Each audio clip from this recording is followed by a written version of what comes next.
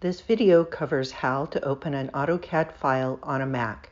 There are 3 different main file types or file extensions associated with the AutoCAD application. .dwg file extension is the native file type of an AutoCAD drawing. .dwt file extension is an AutoCAD template file.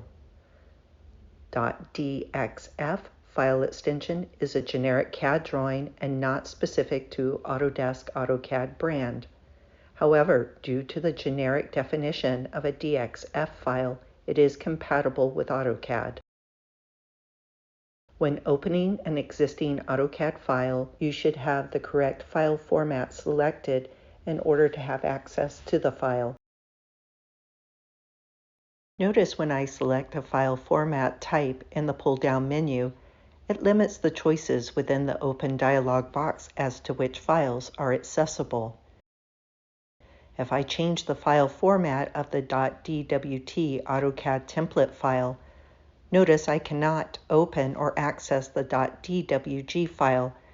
As you can see, that option is now grayed out. Likewise, if I change the file format here to .dwg AutoCAD file type, the .dwt template options are now grayed out and not accessible to open.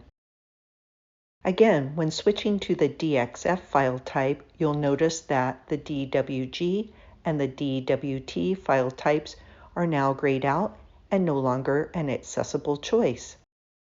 There are 3 different ways to open an existing file in AutoCAD.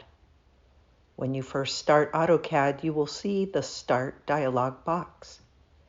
You will see a wide range of files that you've already opened, worked on, and saved.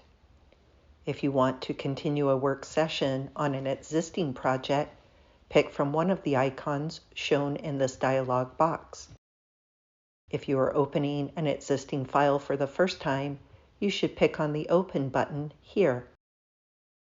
Another method for opening a file is to go to the File pull-down menu to Open. And a third method is to locate the Open File icon at the top of the screen.